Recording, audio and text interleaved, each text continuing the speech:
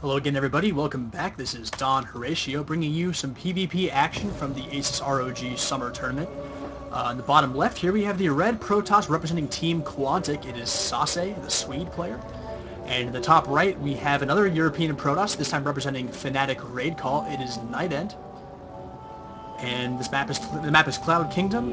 Good little map for PvP. Very good for Blink Observer to get up in these high ground areas. A lot of space to blink in.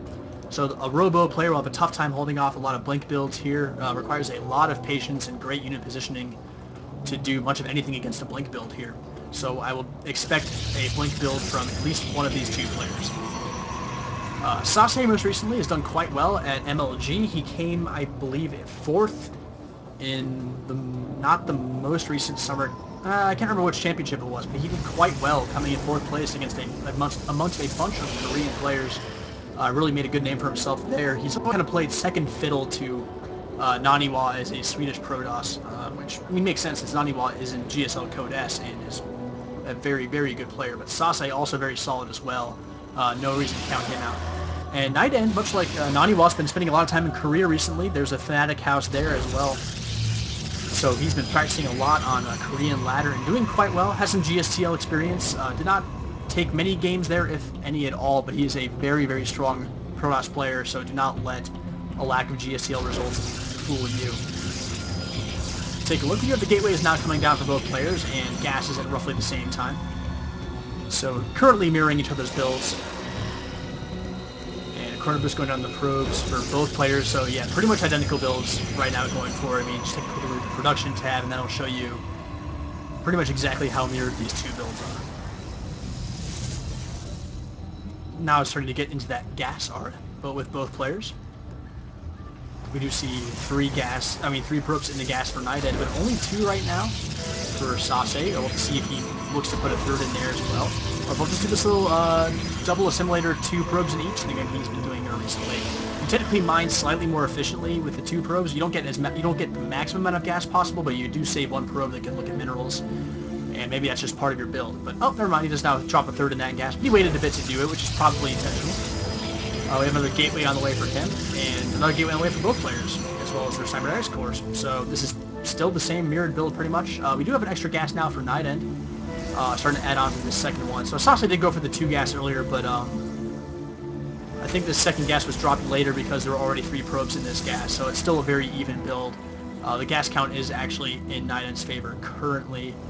And, oh, it's because SaSe built a Stalker, though, so they're still about even. Yeah, so these builds are still doing pretty much the same thing. So I'm very curious to see if they both go Blink Observer, because that's very much what can happen here. We do see the 2 gateways allow easier early Stalker production to really get that Stalker count up earlier on.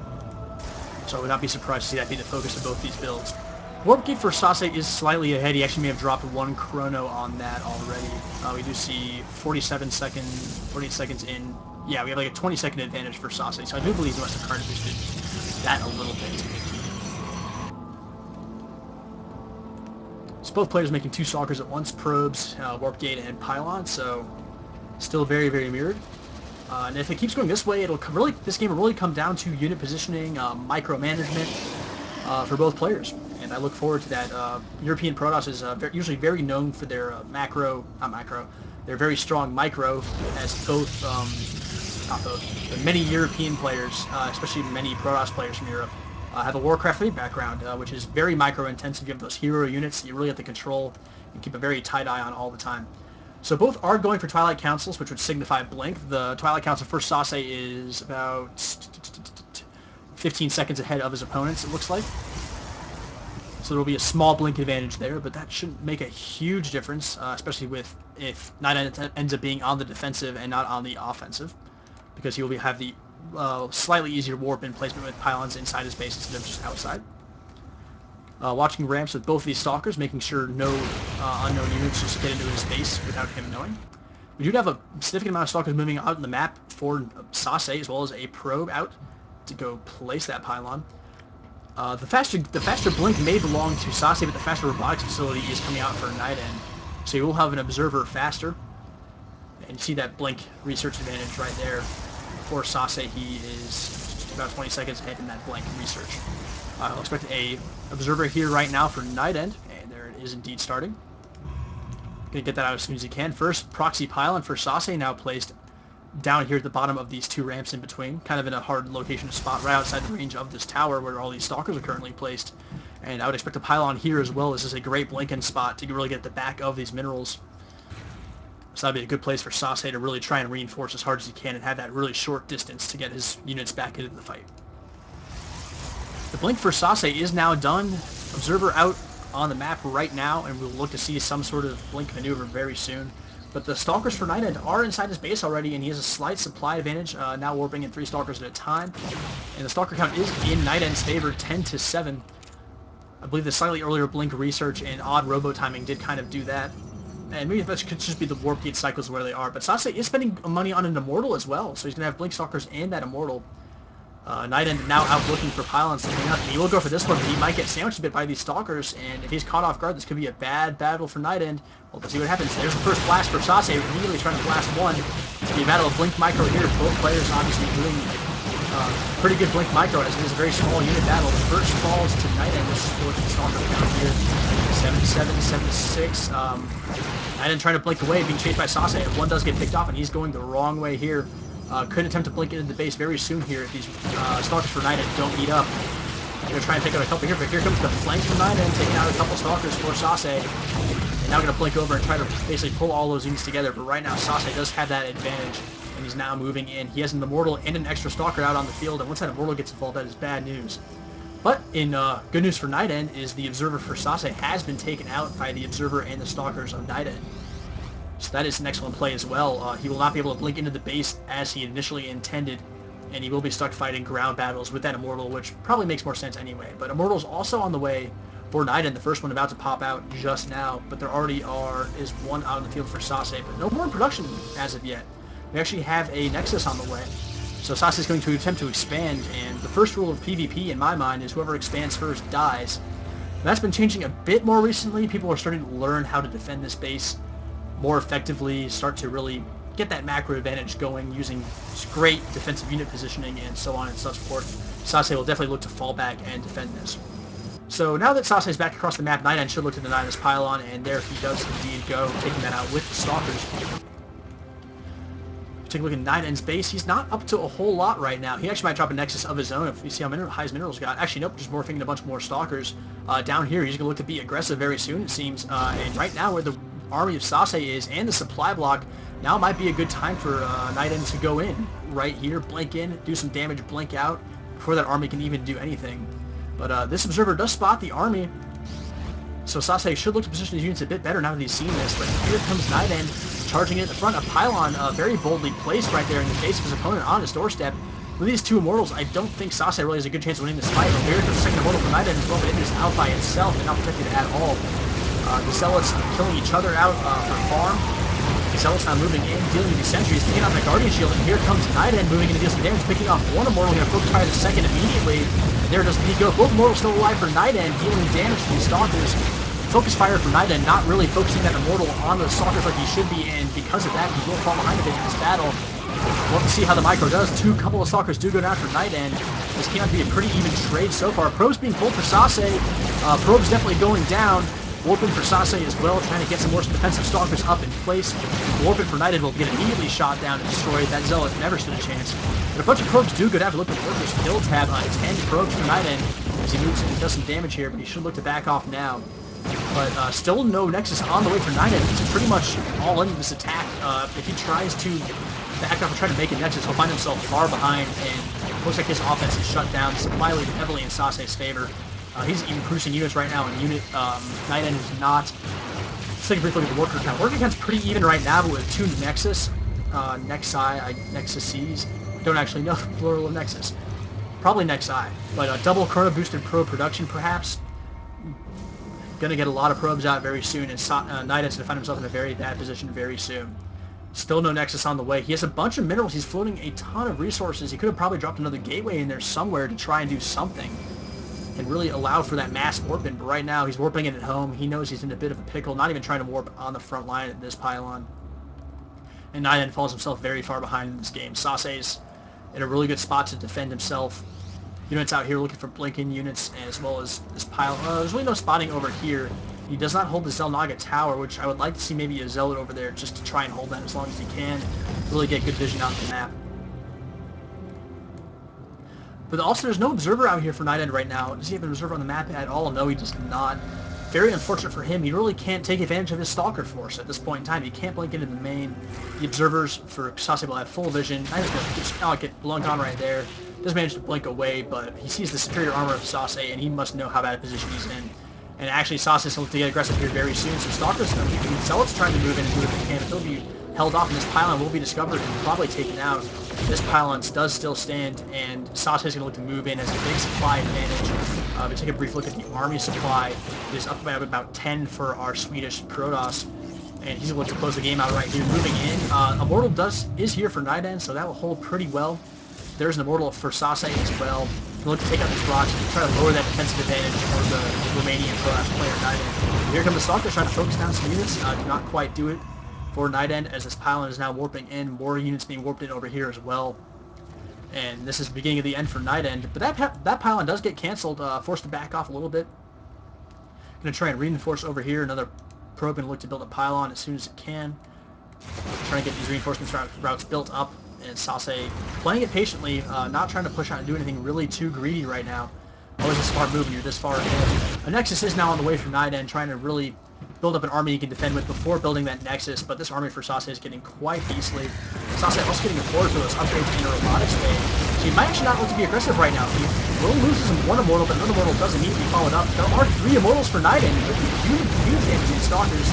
Going to make that Blink Micro very difficult with the high DPS that Immortals have against these Stalkers. The last Immortal for SaSe has to go down. NightEnD putting up a good fight right here, and definitely gets the best of that engagement. SaSe with that Forge upgrade into Robotics Bay transition probably should look to keep those units alive. He's going to need those to supplement the Colossus. You do not want to be building units right now that aren't Colossi and spending money on that. Colossi, a very expensive unit to really get out onto the map. But NightEnD now going to look to start getting even in economy a bit. The probe count will definitely be in SaSe's favor by a lot, actually. Still up by over 20, and still making more probes. But NightEnd's pretty much mined out main. Can now be mined here instead.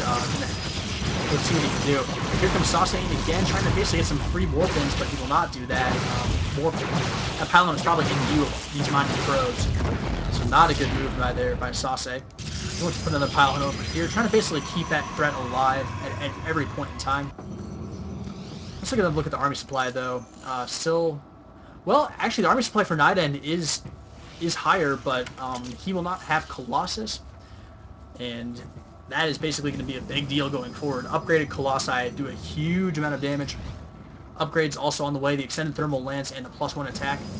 We're going to look to see some blink play here, maybe. There's no observer still, I don't think. Yes, NightEnD has not had time to make observers. He really needs these Immortals out. Pick off some probes for free, though. Some nice little maneuver there. But when he sees this Colossus, he's going to know he's in a touch of trouble. And get to back off a little bit, but he still has 3 Immortals, and they're very powerful. And right now, the army supply is very close. Right about even, actually, NightEnD with a small advantage. We'll see how this battle goes.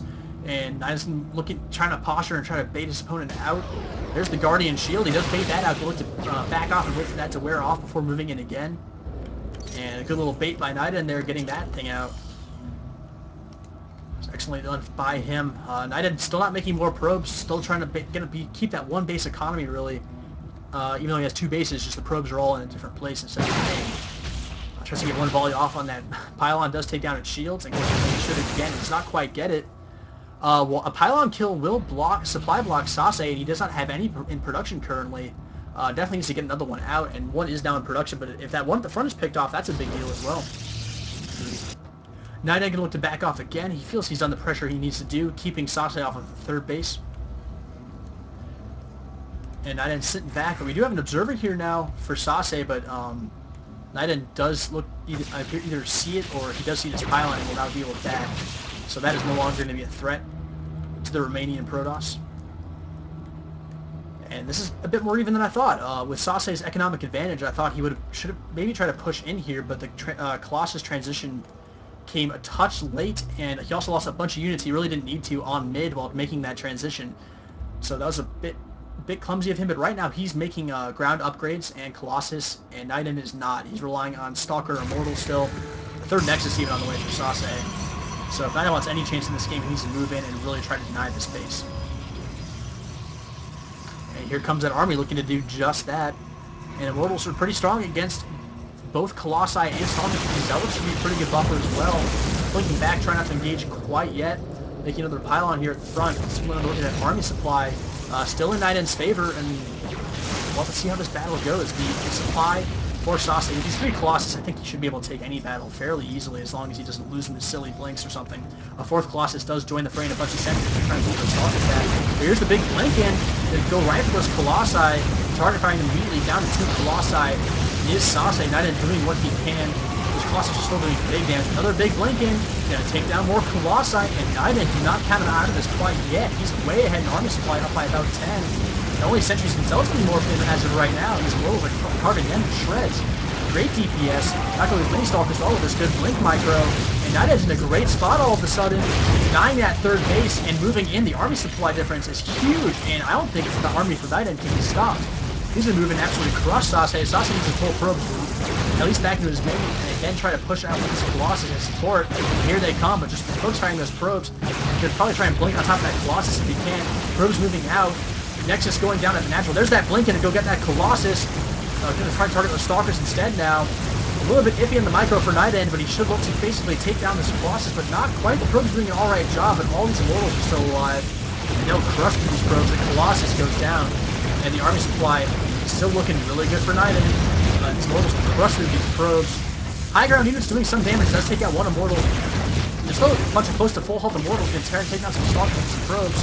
And Nighten will be forced back here, but with both outside Nexus down for Sase, he knows he's in very rough shape and knows he can't hold off any more Warpins and calls the GG. Great maneuver by Nighten, found himself behind, but really did two things very well. He was able to defend this choke, defend his late expansion very well against that big, scary army of the Sase is his name. Was able to defend here, held this ramp well, and forced Sase into thinking that he had to really back off and recuperate. And then Sase lost a bunch of units fighting over here in mid that he really didn't need to lose. I'm trying, where was it? It was probably about here, but lost a bunch of units. He needed those supporting units to keep his Colossi alive. And as we saw over here, without that big supporting army, Nighten was able to blink in and do huge damage to Colossi, taking out 2 before they could do anything. And then great micromanagement was able to take down the rest of the Colossi and the Stalkers and the 3rd and natural. Great play by Nighten, and like I said, it really came down to micro in this game. Just great fights by Nighten, taking advantage of situations, despite how far he found himself behind after his failed attack early on in the game. And a great play by the Romanian Protoss, and he will take a 1-0 series lead against Sase, and we'll see you in Game 2 of this ASUS ROG tournament game. And I will see you there.